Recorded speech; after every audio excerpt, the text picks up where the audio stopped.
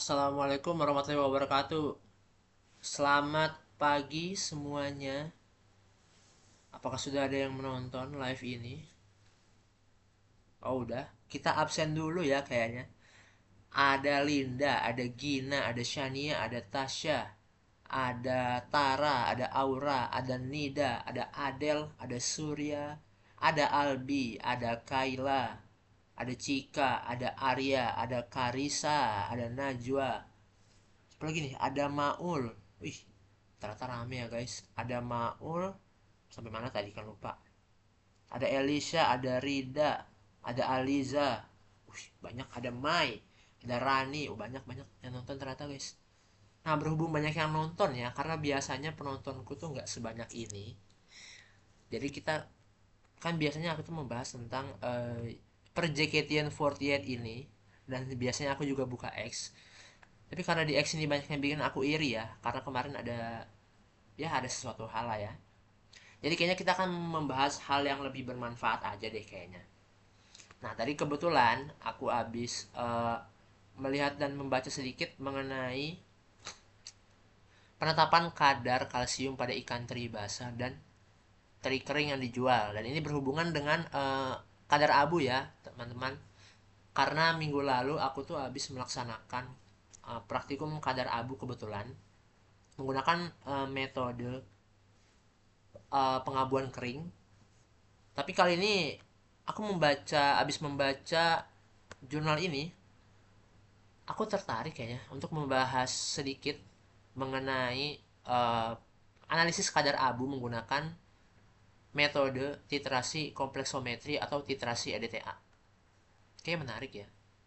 Kayak kita hari ini akan bahas itu sih guys. Setuju bang, boleh bang, sesekali yang bermanfaat. Nah itu dia. Karena kita biasanya bahas hal-hal yang nggak bermanfaat dan untuk hiburan aja ya. Jadi kali ini mungkin kita akan membahas hal-hal yang lebih serius sedikit. Karena kita akan mereview analisis kadar abu menggunakan metode titrasi EDTA atau titrasi kompleksometri terlebih dahulu. Oh ya, buat penonton baru dan belum mengenal aku, perkenalkan namaku Muhammad Alif Mulfri. Aku dari Universitas Sultan Agung Tirtayasa, jurusan Teknologi Pangan. Karena aku ber berkecimpung di dunia pangan, jadi kayaknya ada ketertarikan di dalam diriku ya untuk membahas analisis kadar abu metode titrasi EDTA ini setelah aku baca jurnalnya tadi. Nah, aku juga udah bikin beberapa rangkuman ya, beberapa pembahasan-bahasan yang akan aku bahas pada hari ini. Jadi mungkin kita akan mulai aja dari pertama, apa itu kadar abu dulu gitu kan. Jadi sebelum kita ke hal-hal yang lebih dalam, kita harus mengenal dulu apa itu kadar abu sendiri ya. Buat yang belum tahu apa itu kadar abu merupakan hasil yang tersisa atau tertinggal dari sampel bahan pangan yang dibakar sempurna pada proses pengabuan.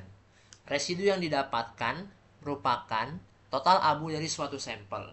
Mineral atau kadar abu dari suatu bahan pangan dengan cara pengabuan dapat digunakan untuk merusak senyawa organik dan hanya mineral saja yang disisakan pada proses pengabuan tersebut. Jadi setelah pengabuan itu dilakukan, mineralnya diambil untuk dianalisis nih. Ada berapa kandungannya gitu. Salah satu zat gizi yang dibutuhkan dalam tubuh sendiri adalah mineral itu sendiri. Mineral mempunyai peranan yang sangat penting dalam pemeliharaan fungsi dan juga metabolisme bagi tubuh manusia, baik dalam tingkat sel, jaringan, organ, maupun fungsi tubuh secara keseluruhan. Mineral juga berperan dalam berbagai tahap metabolisme, terutama sebagai kofaktor dalam aktivitas enzim-enzim yang ada di dalam tubuh manusia itu sendiri. Jadi, pengukuran kadar abu merupakan salah satu parameter yang digunakan dan yang paling penting yang perlu dilakukan untuk mengevaluasi nutrisi dan juga komposisi yang terdapat dalam suatu bahan pangan.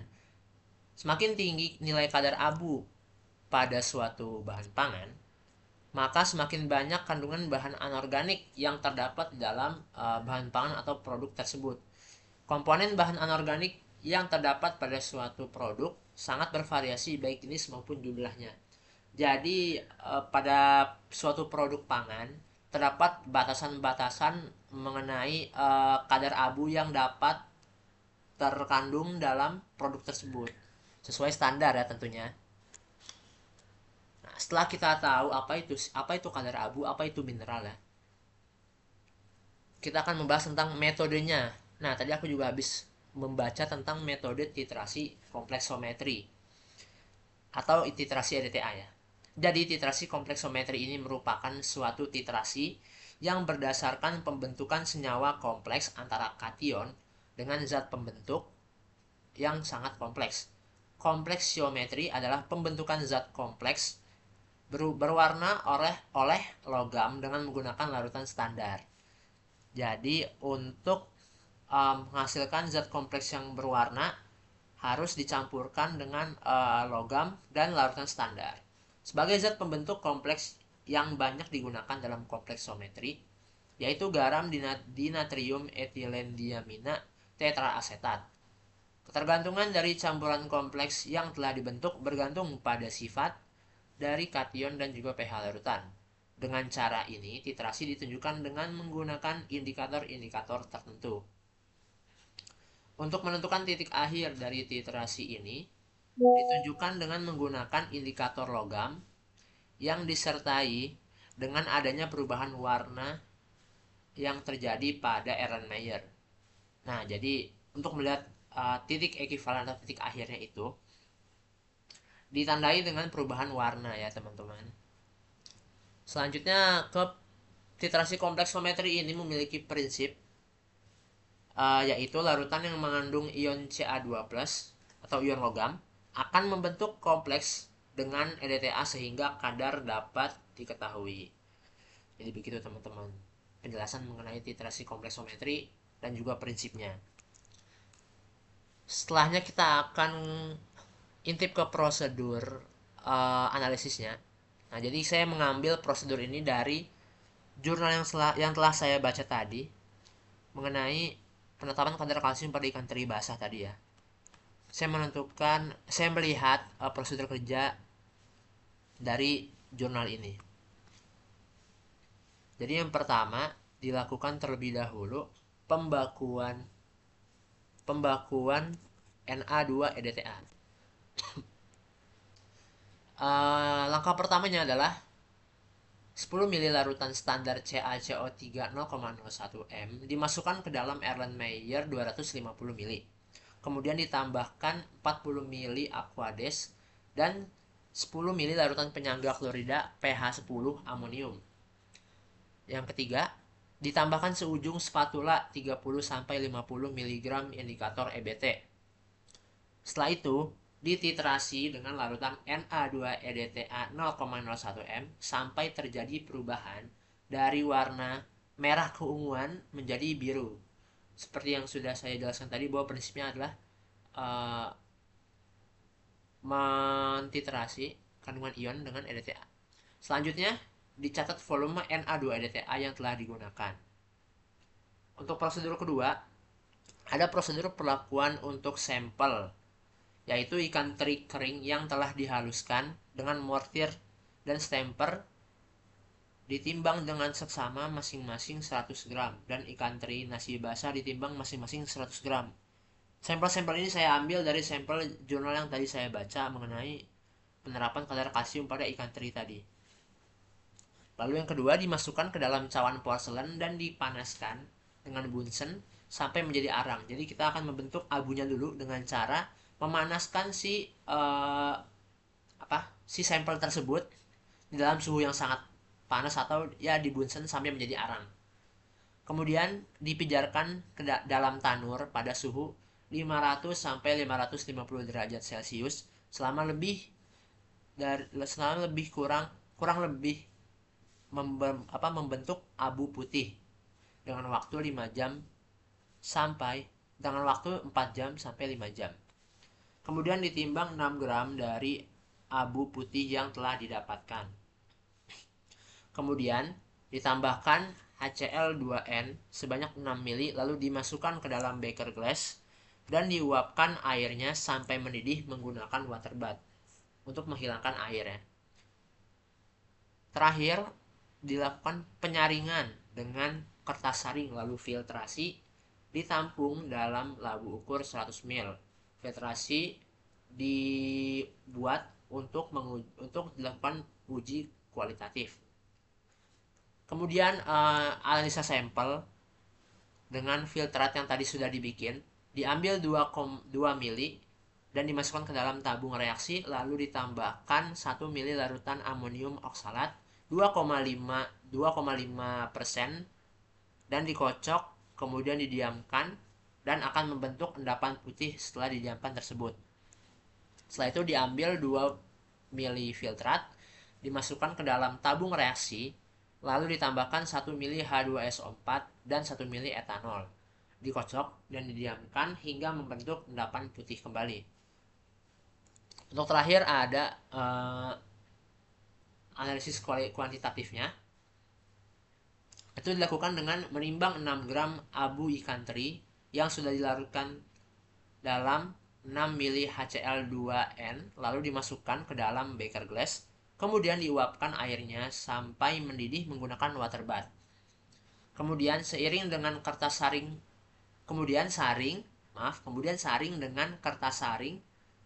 lalu filtrasi ditampung dalam labu ukur 100 ml, kemudian diencerkan sampai tanda batas.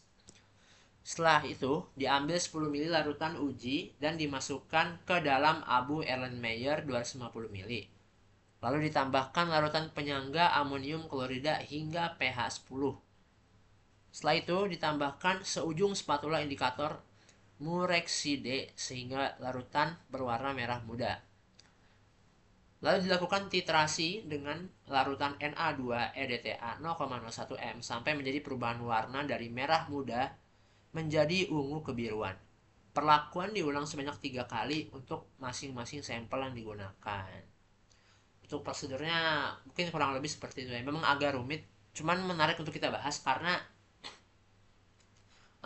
ternyata larutan EDTA ini sangat berperan penting dalam titrasi kompleksometri untuk membentuk si kompleks tersebut ya.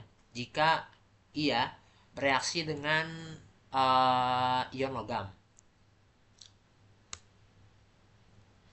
Nah, dibalik kekerenan dan keseluruhan pembahasan tadi, terdapat kelebihan dan juga kekurangan tentunya ya pada metode ini, karena semua metode tidak ada yang sempurna, pasti ada kelebihan maupun kekurangannya. Kelebihan dari metode EDTA atau metode titrasi kompleksometri ini adalah EDTA-nya stabil dan mudah larut dengan air. EDTA merupakan standar primer sehingga tidak perlu distandarisasi lebih lanjut dan dapat menganalisis CA dan MG dalam satu kali pengujian sehingga tidak membutuhkan waktu yang lama dan tidak memerlukan banyak biaya. Jadi EDTA ini ya istilahnya lebih simpel untuk digunakan ya. Nah, selain itu ada juga kekurangannya yang terdapat pada metode ini, teman-teman. Kekurangannya adalah reaksi antara indikator dengan EDTA berjalan cukup cepat atau sangat cepat mungkin, sehingga titik akhir titrasi juga dapat cepat hilang. Sifat indikator harus sensitif terhadap ion logam agar perubahan warna terjadi pada titik ekuivalen. Jadi titik akhir titrasi atau warna yang dihasilkan tuh akan cepat hilang ya kalau menggunakan metode EDTA ini. Dan indikatornya harus lebih sensitif terhadap ion logam agar reaksi yang terjadi lebih cepat dan mungkin bisa bertahan lama ya. Dan tepat pada titik ekuivalen. Jadi begitu teman-teman. Itu tadi beberapa rangkuman dari atau review dari analisis kadar abu menggunakan metode titrasi EDTA atau titrasi kompleksometri. Ya, kayaknya segitu aja untuk hari ini teman-teman. Terima kasih karena sudah menonton video ini dan sudah mengikuti live stream aku ini ya. Maaf karena tadi banyak kendala dari WA atau segala macam ya, itu di luar kendali saya, jadi ya mohon maaf sekali lagi.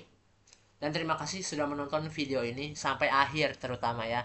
Karena biasanya orang kalau nonton video itu nggak sampai akhir teman-teman.